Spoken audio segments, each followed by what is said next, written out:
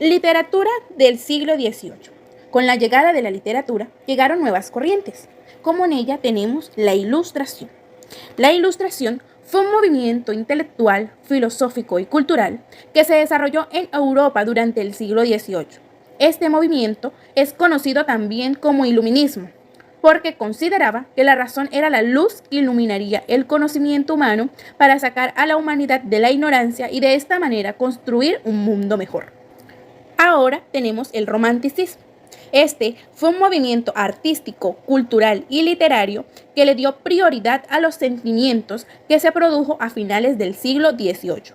Este rompió con las ideas de la Ilustración y el neoclasicismo y buscó destacar a través de la música, el arte y la literatura una manera de sentir y concebir la naturaleza así como la vida y al hombre mismo.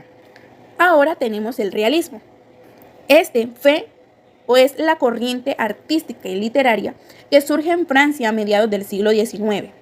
Aunque antes de esta fecha ya existían representaciones de la realidad y de la vida, no fue hasta ese momento que se adoptó el término para referirse a un movimiento artístico basado en la representación fidedigna de la realidad y de la vida cotidiana.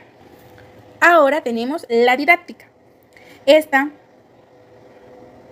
que con sus ideales educativos llevó a la organización de la enseñanza y la aparición de los ideales academias de bellas artes. En ellas se estableció el estudio teórico del arte como garantía de la consideración del artista. Ahora tenemos la narrativa. La narrativa en este tipo de siglo experimentaba una evolución marcada por la llegada a España de la Ilustración. Así, se desarrolla una prosa didáctica y ensayística, haciendo decaer a la prosa de ficción. Ahora tenemos el ensayo. El ensayo es el género dieciochesco por excelencia. Su didactismo, su lenguaje medio y su brevedad lo convierten en el género ideal para difundir los nuevos conocimientos. Este género fue el más cultivado, ya que difundió mejor las ideas y también contribuyó a su desarrollo a la aparición de la prensa. Ahora, hablándoles un poco sobre la poesía del siglo XVIII, se dice que Nueva España en el siglo XVIII refleja, tal vez mejor que ningún otro género literario, el ámbito social de su producción y circulación. Le escribían personas de la élite para lectores igualmente cultos.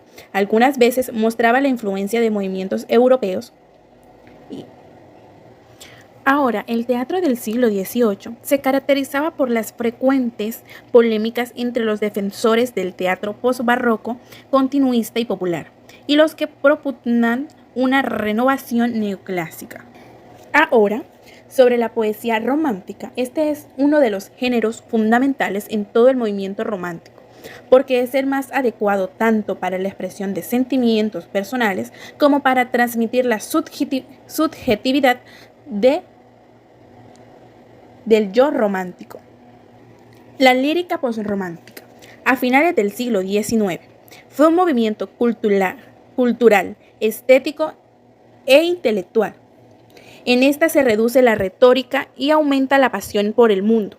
En ella se rechaza la burguesía, su composición imita el ritmo de la lírica popular y domina el tema amoroso y la naturaleza. Teatro romántico. Surge en los primeros años del siglo XIX. Nace como oposición al teatro neoclásico. En este teatro romántico los sentimientos eran exaltados por encima de la razón. Por primera vez en los diálogos se mezclaban la prosa y el verso. Se tocaban temas sociales que involucraban mujeres y niños. Autores. Como primer autor tenemos a Victor Hugo, que fue un novelista poeta. Sus obras más destacables eran Los Miserables. Luego tenemos a Alexander Dumas, que es novelista, y su obra más importante es El Conde de Montecristo y Los Tres Mosqueteros. Prosa romántica. Nace en el siglo XVII. Fue el género en que menos influyó en las nuevas orientaciones estéticas. La producción en prosa del romanticismo español comprende obras costumbristas, novelas históricas y prosa con la exaltación de los valores nacionales. A través de ellas se desarrollan géneros relacionados con el periodismo como el artículo y la novela histórica. Ahora, narrativa realista. Esta se impulsó en Europa a mediados del siglo XIX. Este movimiento artístico es denominado también realismo. Sus relatos narran historias donde los hechos son mostrados como reales, pero son productos de la imaginación del autor.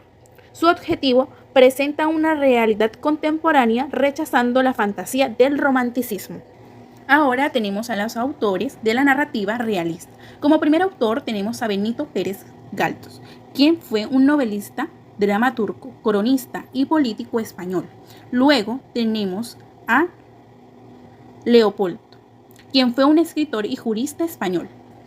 Luego tenemos a Pedro Antonio, quien fue un escritor español que perteneció al realismo literario, en el que se destacó como uno de los artífices del fin de la prosa romántica. Luego tenemos a Juan Valera, quien fue un escritor, diplomático y político español, cuya más célebre novela es Pepita Jiménez. Y ya por último tenemos la novela naturalista. Esta nace en el siglo XIX y es un subgénero narrativo, el cual era la evolución del realismo. Pero su principal diferencia es el hecho de que en esta novela naturalista ya no se presenta la burguesía, sino la clase desposeída, es decir, los campesinos y el